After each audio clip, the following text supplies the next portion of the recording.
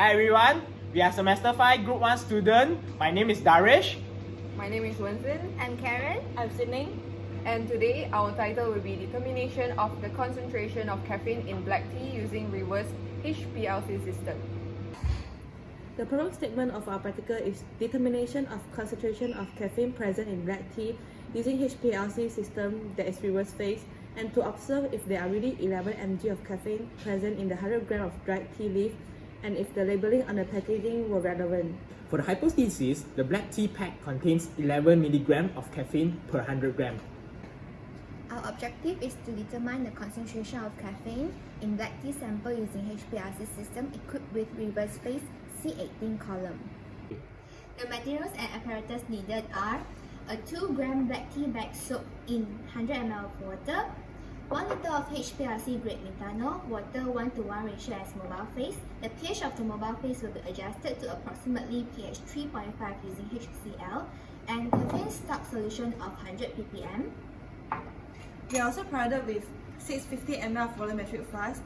We also have 500 ml of beaker, and we are also provided with 1000 microliter of micropipette and also 250 microliter of micropipette. And tips. Label the HPLC via tube and volumetric flask accordingly. We are now preparing working standards of 1, 3, 5, 7 and 9 ppm by dilution of the caffeine stock solution with the mobile phase. Pipette 0.5 ml of caffeine stock solution into a 50 ml volumetric flask and dilute to the mark using mobile phase. The same steps are done to prepare other working standards with different concentration. Now, we will prepare the sample. We will start by pipetting 0.5 ml of sample tea solution into a 50 ml volumetric flask and dilute to the mark using mobile phase.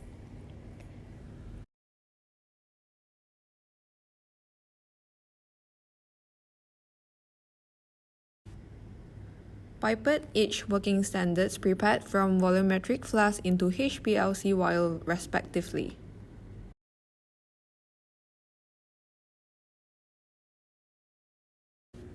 Next, filter the prepared sample tea solution by using a 0.45 micrometer syringe filter. This is to ensure that the impurities are filtered out in order to prevent clumps in blocking the column and damage the HPLC system.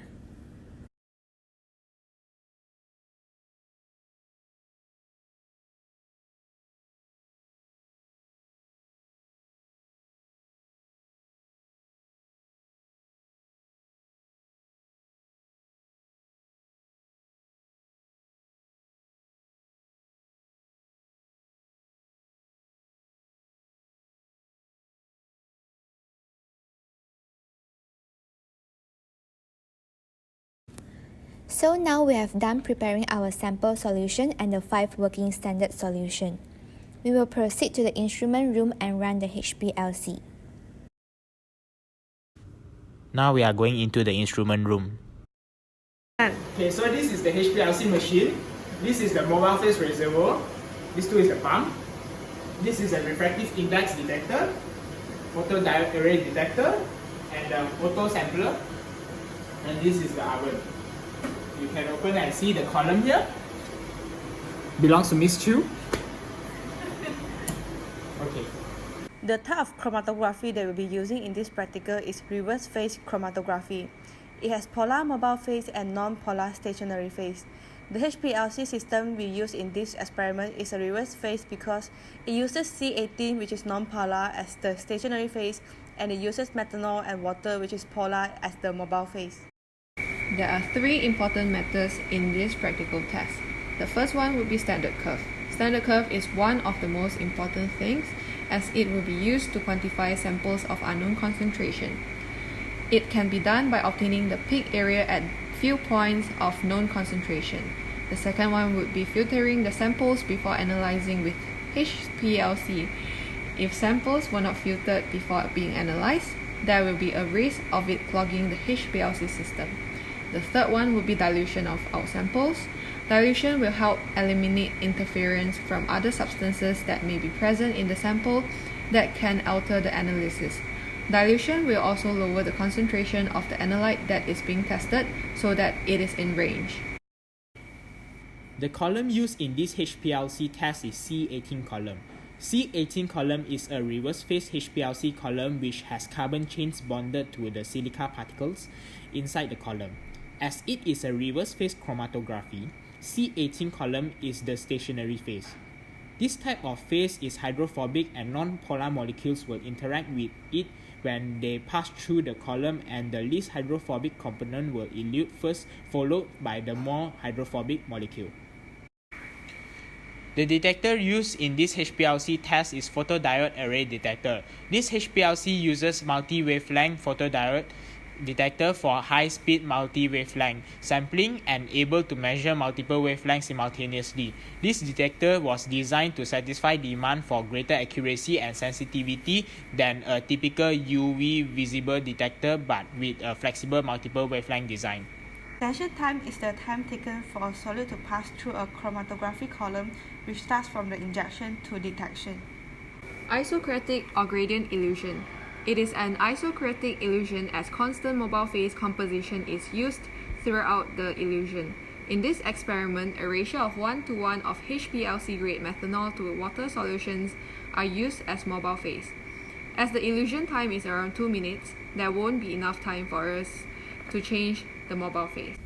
Standard solutions are solutions with a known concentration of a substance and are best prepared with the same reagents and at the same time as the sample.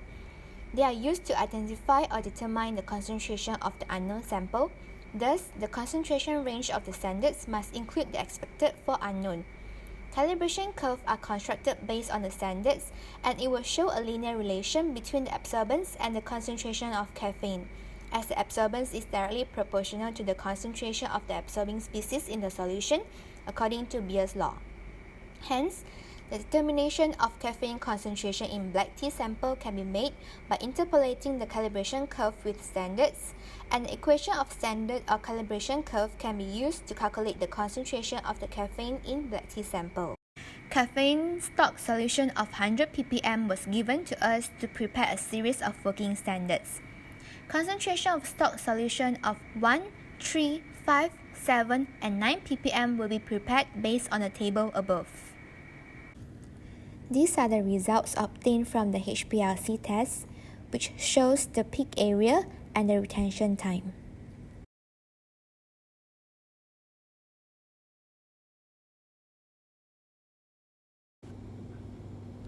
This is the standard curve developed to find the concentration of caffeine present in the black tea sample.